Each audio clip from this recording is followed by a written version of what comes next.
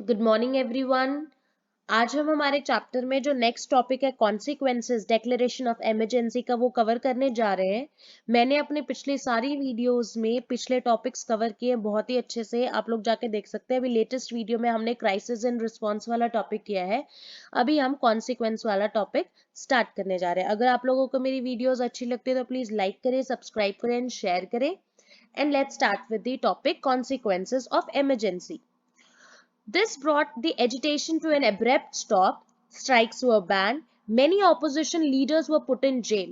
तो हमने जैसे पिछले टॉपिक में पढ़ा है हमने कि सारे के सारे जो ऑपोजिशन के लीडर्स थे उनको जेल में डाल दिया था, और मिडनाइट में न्यूज़पेपर्स और प्रेस की जो कंपनीज थी उनकी इलेक्ट्रिसिटी भी चली गई थी।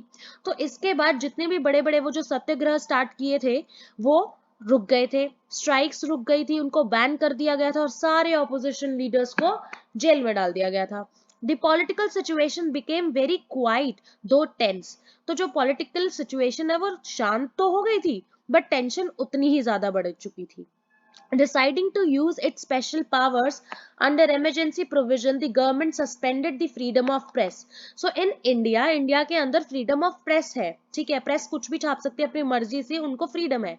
बट इमरजेंसी के सिचुएशन के अंदर गवर्नमेंट ने अपनी स्पेशल पावर का यूज किया और ये जो फ्रीडम ऑफ प्रेस है इसको सस्पेंड कर दिया, इसको एक बार के लिए रद्द कर दिया।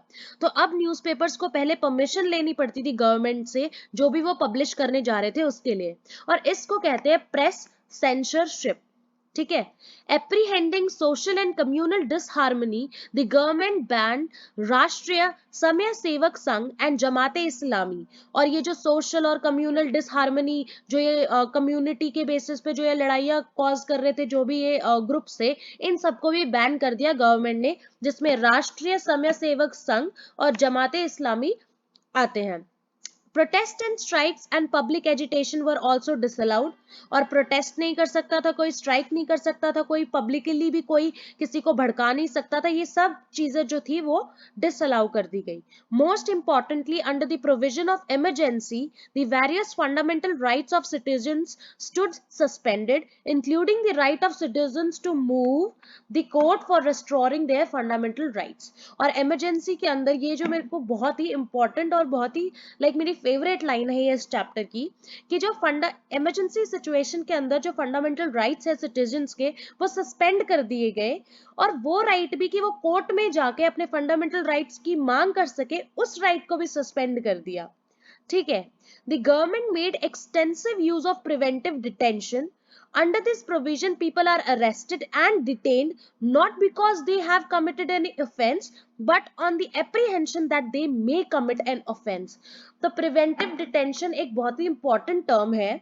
इसमें क्या होता है कि किसी ने कुछ किया नहीं है, बट गवर्नमेंट को लग रहा है कि ये कुछ कॉज करेगा, तो वो उसको भी अरेस्ट करके जेल में डाल दे रहे थे, डिटेन कर दे रहे थे। ठीक है, इस बेसिस पे भी कि उनको शक के दायरे में भी, इसको कहते हैं प्रिवेंटिव डिटेंशन।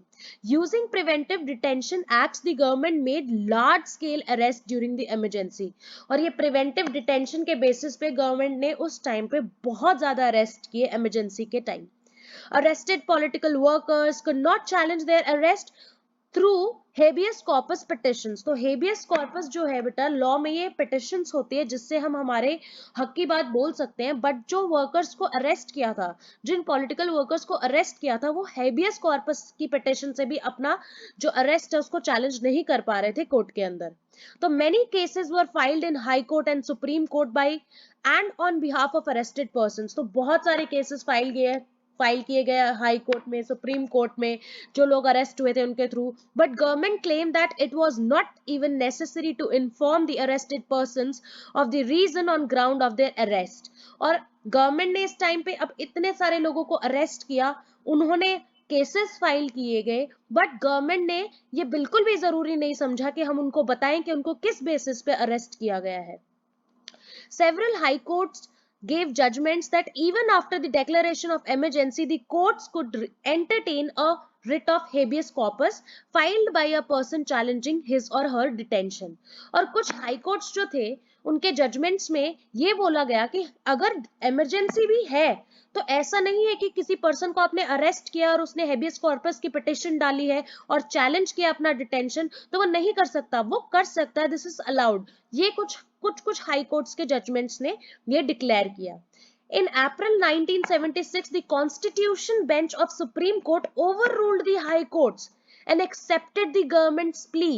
अब जब हाई कोर्ट में ये बात, हाई कोर्ट ने ये जजमेंट तो दे दिया, बट जब सुप्रीम कोर्ट ने 1976 के अंदर सुप्रीम कोर्ट ने इस चीज को ओवर रूल कर दिया, बोला ऐसा कुछ नहीं होगा, जो गवर्नमेंट कह रही है, उनकी प्ली को एक्सेप्ट कर लिया।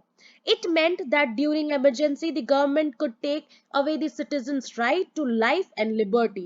और मतलब इसका मतलब बेसिकली क्या था, इतना सब कुछ होने के बाद सुप्रीम कोर्ट ने जो ये ओवररूल किया जजमेंट, इसका मतलब तो यही था कि इमरजेंसी के टाइम गवर्नमेंट कुछ भी कर सकती है, हर सिटीजन का राइट टू लाइफ और लिबर्टी दोनों ले सकती है, कभी भी किसी को उठा सकते हैं शक के बेसिस पे, और वो चैलेंज भी नहीं कर सकता वो चीज। This judgment closed the doors of judiciary for the citizens and is regarded as one of the most controversial judgments of Supreme Court. और इसको सबसे ज्यादा कंट्रोवर्शियल जजमेंट कहते हैं सुप्रीम कोर्ट का आज तक का, ठीक है, जिसमें जो सिटीजन्स है, जो डेमोक्रेसी जिनके लिए बनी है, वो ही कोर्ट के दरवाजे नहीं खटखटा सकते। There were many acts of dissent and resistance to emergency. बहुत सारे एक्ट हुए, बहुत सारे एजिटेशंस हुए, बहुत सारे रेजिस्टेंस हुए इमरजेंसी के लिए। Many political workers who were not arrested in the first wave went underground and organized protest against the government. जो पहली वेव में, जो पहली बार में जो जो लोग अरेस्ट नहीं हुए थे, जो जो पॉलिटिकल वर्कर्स को नहीं पकड़ा था, वो अंडरग्राउंड हो गए और वहां उन्होंने प्रोटेस्ट स्टार्ट किए गवर्नमेंट के against. Newspapers like Indian Express, the statements protested against censorship by leaving blank spaces where a news item had been censored. तो अब न्यूज़पेपर्स ने कैसे एजिटेशन दिखाया, कैसे प्रोटेस्ट दिखाया इसके अगेंस्ट, जैसे इंडियन एक्सप्रेस हो गया, स्टेट्समैन हो गया, इन्होंने क्या किया, जो जो गवर्नमेंट बोलती थी कि ये चीजें आप लोगों को पब्लिश नहीं करनी है, वहां वहां वो ब्लैंक स्पेस छोड़ देते थे। इस तरीके से उन्होंने अपना रेजिस्टेंस दिखाया towards emergency. Magazines like Seminar and Mainstream chose to close down rather than submit to censorship. और जो बड़ी बड़ी मैगजीन्स थी जैसे सेमिनार और मेन स्ट्रीम, उन्होंने सोचा कि हम सेंसरशिप के लिए हाँ नहीं करेंगे, हम बंद ही कर देंगे, हमारी मैगजीन्स ही नहीं निकालेंगे। Many journalists were arrested for writing against the emergency. बहुत सारे जर्नलिस्ट जो लिख रहे थे इमरजेंसी के अगेंस्ट, उनको अरेस्ट कर लिया गया था। Many underground newsletters and leaflets were published to bypass censorship. और बहुत सारे मतलब छुप के न्यूज लेटर्स लिखे गए, लीफलेट्स लिखे गए कि ये सेंसरशिप को बंद कर देना चाहिए, ये नहीं अलाउ करनी चाहिए। Kannada writer Shivarama Karanth awarded with Padma Bhushan and Hindi writer Fanishwarathan Renu awarded with Padma Shri returned their awards in protest against the suspension of democracy.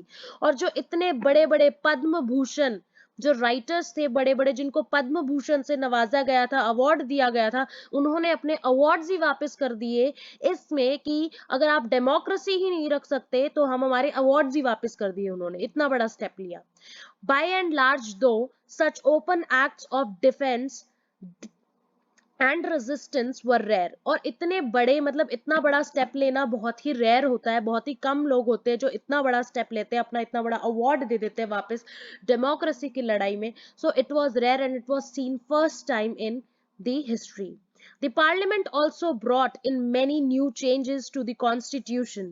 In the background of the ruling of Allahabad High Court in the Indira Gandhi's case, an amendment was made declaring that election of Prime Minister, president and vice president could not be challenge in the court. तो सबसे बड़ा step तो ये है इंदिरा गांधी का, जो emergency लाई गई थी, इंदिरा गांधी ने जो इमरजेंसी डिक्लेयर की थी, तो उन सब का जो मेन सबसे बड़ा स्टेप जो उनको लेना था वो ये स्टेप था। उन्होंने क्या किया, जो चेंजेस लेके आई वो ये चेंजेस लेके आई, उन्होंने अब ये अमेंडमेंट पास कर दिया कि जो भी इलेक्शंस होंगे प्राइम मिनिस्टर, प्रेसिडेंट और वाइस प्रेसिडेंट के, उसको कोई भी कोर्ट चैलेंज नहीं कर सकता। ये रूल उन्होंने पास कर दिया जब इमरजेंसी चल रही थी। The 42nd amendment was also passed during the emergency. और जो 42nd amendment था उसका भी पास करा गया इमरजेंसी के दौरान। You have already studied that this amendment consisted of series of changes in many parts of the constitution. और इस amendment में बहुत ज्यादा changes थे constitution के अंदर। Among the various changes made by this amendment, one was that the duration of the legislatures in the country was extended from 5 to 6 years. और पहले जो 5 साल का legislature चलता था उसको उन्होंने 6 year तक extend कर दिया. This change was not only for the emergency period but was intended to be the permanent nature. और ये जो 5 से 6 साल वाला जो चीज थी वो emergency के लिए नहीं थी, सिर्फ permanently कर दी गई थी इन्होंने amend. Besides this, during an emergency, elections can be postponed by 1 year. और ये भी उन्होंने बोला कि जब भी emergency declare होगी उसके बाद जो elections है वो 1 साल postponed हो जाएंगे.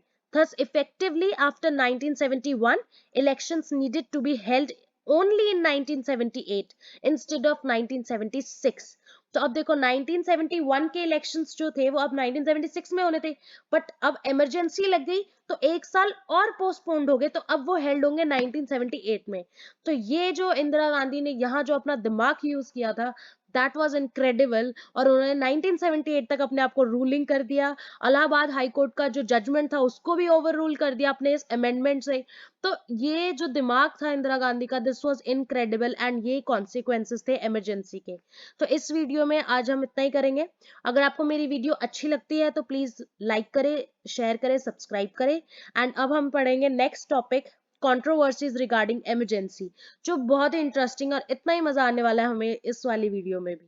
Thank you.